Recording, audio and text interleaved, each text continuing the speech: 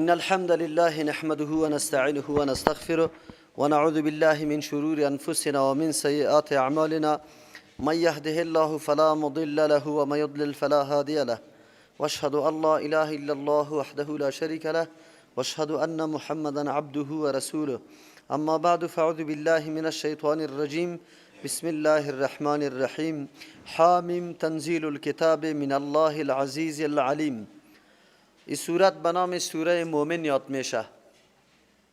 واقعه یا داستان مومن آل فرعون، شخصیتی که الگو و نمونه برای دعوت ماست، شخصیتی که الله تبارک و تعالی برای زندگیش در این قرآن کریم برای ما ذکر میکنه. انشالله داستانش روان است.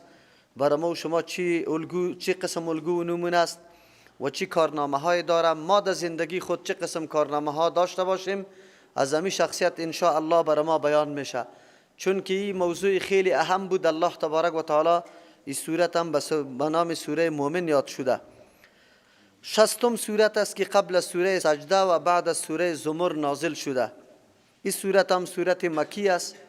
دیگه اکثر بحثش متعلق عقیده است، یعنی توحید، اثبات نبوت پیغمبر و صداقت قرآن و احوال قیامت. ارتباط این سورت قط ما قبل، در ما قبل رد شرک در عبادت بود. سوره زمر مکمل موضوع مرکزیش، محور موضوعش فقط رد بالای شرک در عبادت بود. در اینجا الله تبارک و تعالی رد شرک در دعا را میکنه. خدا خواستن کسی را انسان شریک نکنه، هر حاجت از یک الله تبارک و تعالی بخواه. در اولش الله تبارک و تعالی دعوت به سوی قرآن کریم میده و عظمت قرآن بیان میکنه. پس از او شرافت یا عظمت قرآن توسط بیان صفات منزلش که الله تبارک و تعالی است، خودش است، او را بیان میکنه. چرا که الله تبارک و تعالی دارنده صفاتی است که برای انسان هم امید میبخشه و هم برای انسان ترس پیدا میشه که مخالفت کتابش آدم نکنه.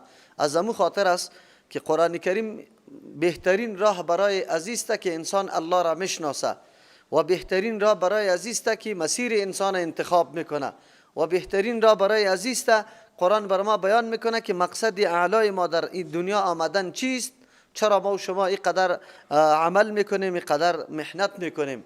برای ما واضح میسازه که جهان دیگری وجود داره و این جهان مزرعه یا کشتزار برای جهان دیگه است. در اول این صورت هم حامیم آمده. 7 صورت است امی قسم که در اولش کلمه حامیم میاد. از امو خاطری را به نام حوامیم سبعه یاد میکنه. یا یک خصوصیت جداگانه هم داره. در یکی از احادیث آمده که کل قرآن کریم خلاصش در اینمی حوامیم سبعه است. اینمی حوامیم سبعه عرایس القرآن هم گفته شده اگر حدیثش صحیح باشه.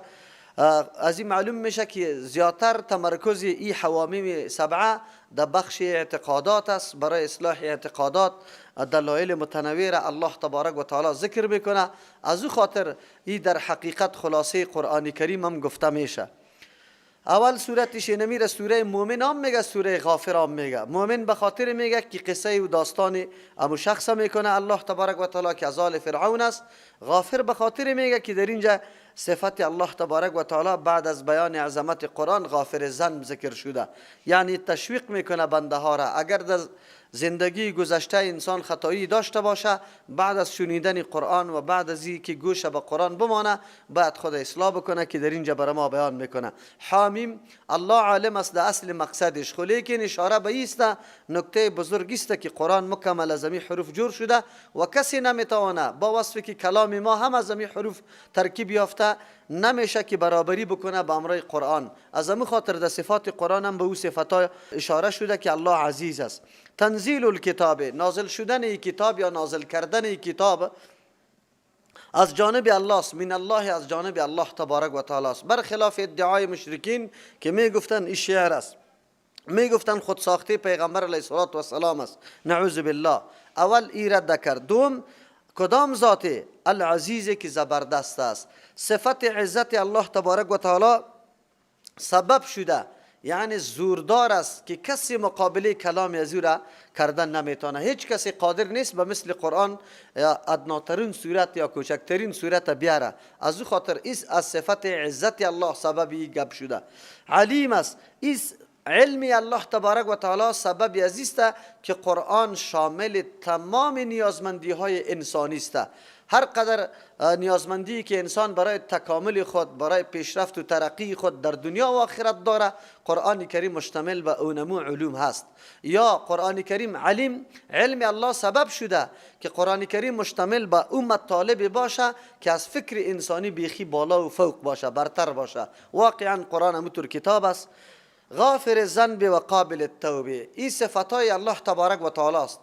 در اینجا تشویق میکنه ما را انسان در اولی مرحله راه حقیقت درک کردن نمی باشه، پسان میشه هوشیار شوه، بیدار شوه، ببینه، درک بکنه. واقعا ما همونطور بودیم تا وقتی که با قرآن تعلق و رابطه نداشتیم، هیچ چیزی نمیفهمیدیم. الله تبارک و تعالی وقتی آشنایی را با قرآن بر ما نصیب کرد، حالی میفهمیم. پس اونمو کاستی های ما، قصور و کوتاهی های ما، بله الله متعال است که غافر الذنب است، گناه را بخشش میکنه. و قابل التوبه، قبول کننده توبه است. انسان اگر هر قدر جرم و جنایت کرده، زمانی که رجوع به الله تبارک و تعالی میکنه و از او گناه خود پشیمان میشه، الله توبه انسان قبول میکنه. این را باید یقین داشته باشیم. خود در ضمن شدید العقاب، سخت عذاب دهنده هم است. در اینجا الله تبارک و تعالی اشاره به این میکنه که انسانهایی که کمی و کاستی داره، از مزایای قرآن مستفید نشده بودن، بعد از استفاده باید رجوع به توبه بکنن به طرف الله، چرا که الله گناه ها را بخشش میکنه، توبه را قبول میکنه. سرکشی و اعراض نکنه، چرا؟ به خاطری که شدید العقاب است، سخت عذاب دهنده هم است. کسانی که بعد از شنیدن قرآن، بعد از آمدن قرآن زمینه برشان مساعد میشه و بازم نمیپذیره و دیگه بترسن. ضد طول دو مطلب داره. طول میگه قدرت و توانایی را، یعنی صاحب قدرت بزرگ است. اگر کسی بگوید که من اگر گناه بکنم کسی مرا شکنجه کرده نمیتونه، عذاب داده نمیتونه، الله میگه که نه، ضد طول است. الله قدرتمند ذات است، هیچ کسی از او رها شدن نمیتونه، خود خلاص نمیتونه.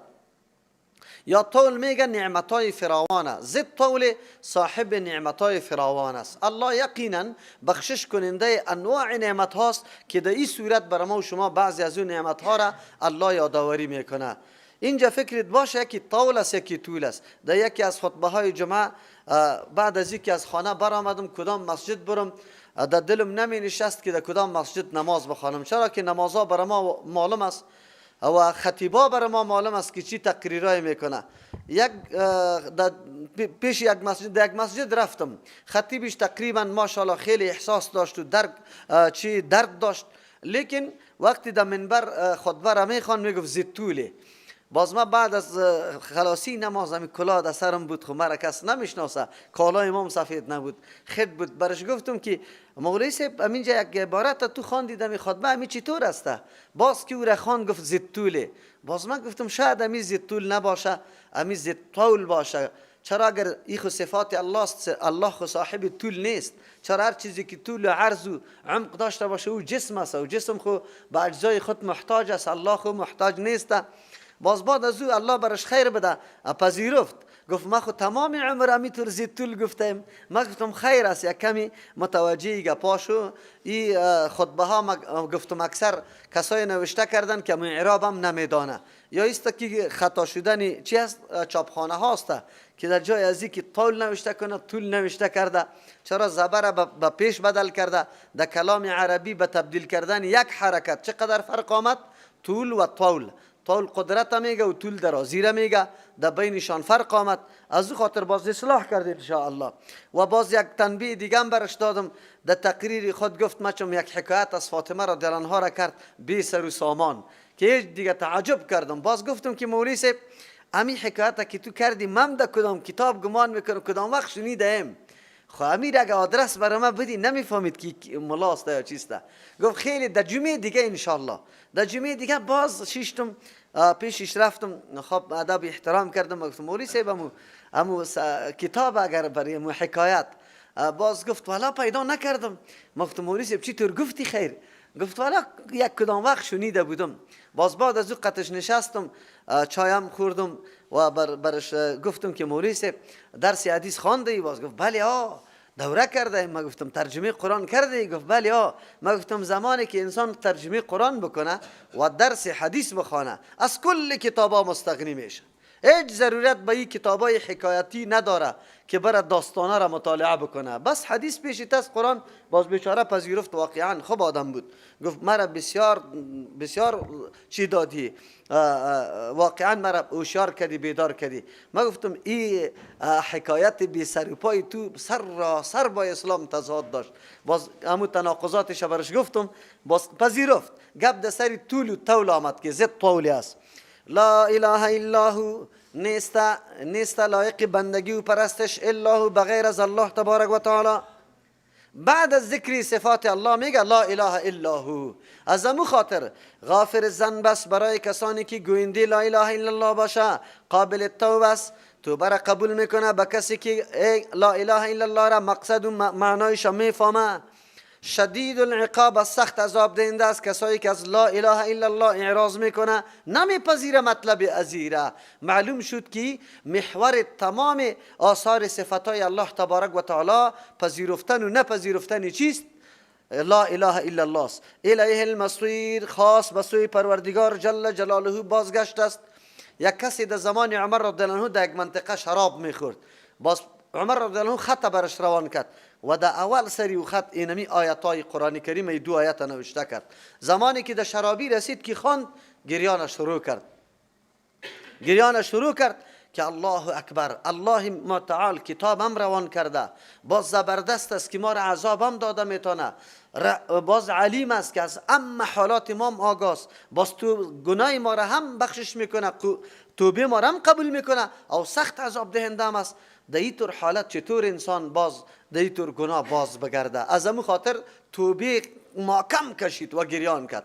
وقتی که عمر رضی الله عنه خبر شد، به مجمعه و به همنشینای خود گفت که هیچ وقت کسی را در گناه دیدید معاونت قطع شیطان نکنه، کمک به امرای شیطان نکنه. کمک به امرای شیطان ایسته که او را وادار بسازی به سخت شدن او گناه، بلکه شما تلاش بکنید که او را از گناه باز دارید، ولو که به صورتهای متنوع باشه. واقعا اگر انسان دلسوز باشه و یک دوست خدا ببینه که در کدام معصیت است، میتونه از راههای مختلف او را از گناه باز داره. از همون خاطر است در او زمان معلوم شد که حتی یک شرابی معنا و مقصد آیاتهای قرآن میدانست، اگرچه امروز ملای ما معنا و مقصد آیاتها را نمیدانه، خود در او وقت شرابی هم میدانست. ما یجادل فی آیات الله الا الذین کفروا. اینطور کتاب الله آمده، لیکن عالم خصومت کی میکنه، ستیزه جویی کی میکنه، بحث و گفتگوی با خشونت کی میکنه.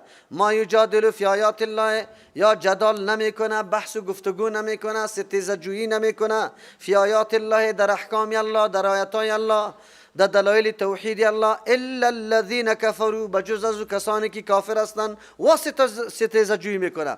فلا یغررک، در فریب نندازه تو را پیغمبر علیه السلام، در تو را میگم دیوال تو بشنوست. تقلبهم، رفت آمدی از یا قدرت نمایی از یا فی البلاد، در شهرها. بله، مقابل قرآن کیسته؟ کی هست که بحث و گپاره میکنه؟ مجادله 2 قسم است، یکی حق است یکی باطل است. در قرآن کریم 2 قسم مجادله آمده. و جادلهم بالتی هی احسن، تو بحث و گفتگو را شروع کن به مو طرز و طریقی که خیلی بهتر باشه. از همون خاطر اینجا یکی مجادله حق است یکی باطل است. مجادله باطل کی را میگه؟ مقابله کردن با حق، یک چیزی بالکل واقعیت داره ولیکن تو در مقابلش قیام میکنی و از بین بردن از او را مجادله باطل میگه. یک تفسیر است.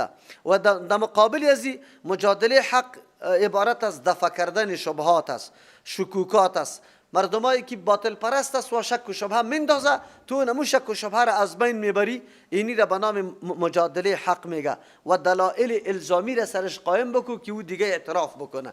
مثل که اگر او برات میگه که نکو در قبر نرو، از قبر نخوا، میگم نه از قبر نمیخوایم، خو لیکن او را وسیله میکنم. الزامی دلیل برش بیار، الزامی طور بیار که ای الله خیلی شنونده است یا صاحب قبر، الله خیلی بیننده است یا صاحب قبر، الله خوب علم داره یا صاحب قبر، الله خوب قدرت داره یا صاحب قدر، الله خیلی رحمان است یا صاحب قبر. اینجا مجبور است بیچاره که کل زیر اعتراف بکنه. وقتی که از الله که در رحمان دیگه نیسته، چطور تو عذری تا گناه تا در صاحب قبر پیش میکنی. بیار دیگه ایرا میگه دلیل الزامی برای رفع اشتباه و شک و شبهه از وا. امروز مردم در مسئله توسل در شک و شبهه واقع شده. زمانی که مردم برش میگه که این توسل نامشروع است، میگه نه نه نه نه نه ما اونجا رفتیم جور شده اینطور کارا شده. این گپا را دلیل میگیره. یکی دوم مجادله باطل او نمیره میگه که در راه باطل اگر کسی مخاصمه میکنه، ستیزجویی میکنه و اتکایش به دلایل نعوذ بالله واهی باشه، دلیلی نباشه که او واقعیت داشته باشه، حق باشه، و اینمی مقابله هم پیدا شده باشه از تعصب، از عناد نعوذ بالله، از جهل، نادانی، از کبر و غرور پیدا شده باشه، این مقابله اینی را میگه مجادله باطل. اما مجادله حق در مقابلش است. اگر در راه حق باشه و متکی به دلایل واقعی باشه که دلایل حقیقی را گفته میری، و برای اظهار حق واقعیت ها باشه که واقعیت برملا شوه، و منظوری تام راهنمایی او مردمای باشه که آگاهی نداره، بازی را مجادله حق میگه. اینجا الله تبارک و تعالی از کفار یاد میکنه که یا مجادله باطل میکنه، در مقابل دلایل توحید الله یا رقم گپا را میزنه، شبهه را میپرته، شکوکات را میپرته. الله رحم بکنه. با وصفی که صفت مشرکین مکه بود، امروز امو علمایی که با توحید الله ضد داره، رقم مردم نعوذ بالله در شبهه مندازه. وای ما خو نمیگیم، ما کرامتن میگیم، ما ولایتن میگیم، گپا را به این عنوانا پیش میکنه به مردم نعوذ بالله در راه دعوت میده که واقعا مردم در شرک میرسانه. از او خاطر اینی را میگه شبهه انداختن و این مجادله باطل است. قرآن کریم امو صفت غلط مشرکین در اینجا بر ما یاد میکنه. یکی دوم در اینجا بر ما دیگه چی شد که مقصد قرآن کریم اینمیسته که چی بحث بکنه با امرای اون مردمی که شک و شبهه در مسائل توحید الله داره. قرآن از همون خاطر دلایل بار پیش میکنه، به خاطری که شک و شبهه در کسی باقی نمانه. از همون خاطر است که پیغمبر علیه السلام در یک حدیث مرفوع میفرماید که مجادله کار او کسانی است که در قلبشان کجی است و امتهای سابقه هلاک نشده بود مگر در کتاب خود مجادله کردن. در کتاب مجادله، ولی اگر در قرآن مجادله کردن ایمانا نعوذ بالله یکی خو کافرا بود که میگفتی کهانت است، این سحر است، این شعر است، نعوذ بالله این گپا میگفتن. یکی مجادله قرآنی نمیسته که از آیاتش توجیه غلط میکنه، از آیات توجیه غلط این مجادله است. چرا که آیات قرآن صراحتا میگه و یمسسک الله بضر فلا کاشف له، هیچ کسی دور کننده نیستی. تو میگه نه، اگر مستقل ندانی به طریق وسیله بگیری باز پروا نداره. ایاک نعبد و ایاک نستعین، در بعضی تفسیرها نوشته کرده و ایاک نستعین خاص از تو طلب امداد میکنیم. طلب امداد از غیر الله نادرست است، اما اگر مستقل ندانه به طریق وسیله بگیره باز پروا نداره. این از کجا کشیدی جناب مفسر؟ قرآن خو مستقیم اونجا گفته که ایاک نستعین خاص از تو طلب امداد میکنیم و این در موردی است که از اسباب فوق باشه، یعنی کمکی است که از دسترسی انسان فوق است و این غیر از الله از کسی خواسته نمیشه. تو از کجا این نکته را پیدا میکنی که اگر به طریق مستقیم نخواهی باز کمک خواستن پروا نداره، او را مستقل ندانی. کمک بخواه مستقل ندان، خیر چی بدان؟ واسطه بدانیم. واسطه خامو کاری بود که در سوره زمر تیر کردیم که و ما نعبدهم الا لیقربونا الی الله زلفا میگفت، نه اینطور باید نشوه. فلا یغررک تقلبهم فی البلاد. بله، یک مردمانی که فکرش کوتاست، معلومات عمیق نداره در مورد اسلام و ارزش‌های اسلام و حالات ظاهری را همیشه در نظر میگیره و میبینه که حالات ظاهری طرفداری کیسته. زمانی که زرق و برق دنیوی و مادی کفار مردم کوتا فکر میبینه، او را دلیل حقانیتشان میدانه، میگه البته یا حق هستند. اگر حق نمیبینیم چرا ما در تکلیف و رنج و مشقت هستیم و در ناز و نعمت و راحت هستند؟ یکی. دوم است که مرعوب میشه از اونمو چیست پیشرفت و ترقی مادیشان. بعضی کوتا فکرها مرعوب میشه، میگن نه نمیتونیم که از وا مقابله بکنیم. قرآن کریم امین نکته را اینجا بازگو میکنه. خب پیغمبر علیه السلام اینطور نیست. فلا یغررک، تو را در فریب نندازه. پیغمبر علیه السلام شخصیتی است که گاهی هم نه مرعوب میشه و نه دلیل حقانیت میدانه. این ترقی مادی مخالفین و دشمنا را، لیکن درس به ما تو داد. در تو را میگم دیوال تو بشنو. در او زمان مسلمان ها خیلی قشر محروم بود از هر نوع. نه کدام جماعت سیاسی داشتن، نه کدام جماعت اجتماعی داشتن، نه فرهنگ قوی داشتن در زمانه که تبلیغات بکنه، یک گپا را پیش ببره، و نه قوت اقتصادی داشتن، نه حکومت داشتن. پس یک قشر محروم نعوذ بالله که بیخی از همه چیزا دور بودن. از او خاطر یک تعداد مردم هم فکر میکردن که قطعی از یک جا شدن خدا بگوی در صحنه مرگ کشاندن است. قطعی ترکفار کی میشه که مقابله شود؟ خب قرآن بر ما درس میده. در این آیت درس عظیم برای مسلمانان امروزی ماست. در تاریخ بشر کفار از اینمی قسم زورگویی و سلطه‌جویی خود استفاده کرده، اما وسایل در دسترس میگیره، تبلیغات میکنه علیه نعوذ بالله اسلام. مردم فکر میکنه که بس دیگه یا زور هستن. خب قرآن میگه نه، مردمای سابقه را، داستانای سابقه فراموش نکنه. همیشه توده های کوچک در مقابل ابرقدرت های بزرگ قیام کرده، الله وارا کامیاب کرده و مرعوب نشودن. مثل صحابه میتور مردم بودن، مرعوب نشودن از اینکه جهان کلش مخالف است. قطعی از زور و بازوست و نیرو داره، اقتصادشان قوی است، افراد زیاد داره، فوج تعلیم یافته است. در جنگ تبوک میتور بود، در مقابل 1,00,000 فوج رومیا چند هزار صحابه کرام حرکت کرده بود. او طرف میرفت و عمله نمیکرد، یا سرشان میرفت. این از قوت و نیروی ایمان میشه. امروز هم آیت قرآن بر ما درس میده. این زرق و برق، وسایل جدیدی، اسلحه جدیدی که یا پیشرفته فکر میکنن از این آدم مرعوب نشوه. شما باور به الله بکنید، اگر در ممالک اسلامی خودی امو اهل مملکت ها قطعی کفار نباشه، یک روز هم گذاره نمیتونه در مملکت، یک روز. خود چیسته که در هر مملکت برای خود افراد تهیه کرده، تربیه کرده، قطعی از هم نوا می باشند. از او خاطر جنگای خود تا یک مدت ادامه داده میتونه. روسا زمانی که حرکت کرد، یه یاد داشته باشه، اگر کمونیستای داخلی نمی بود، یک روز هم این روس در این وطن گذاره کرده نمیتونست. خب با کمک کمونیستای داخلی توانست تا یک چند ساله در اینجا بمانند. آخرشون بگوی رویشان در خاک مالیده شد.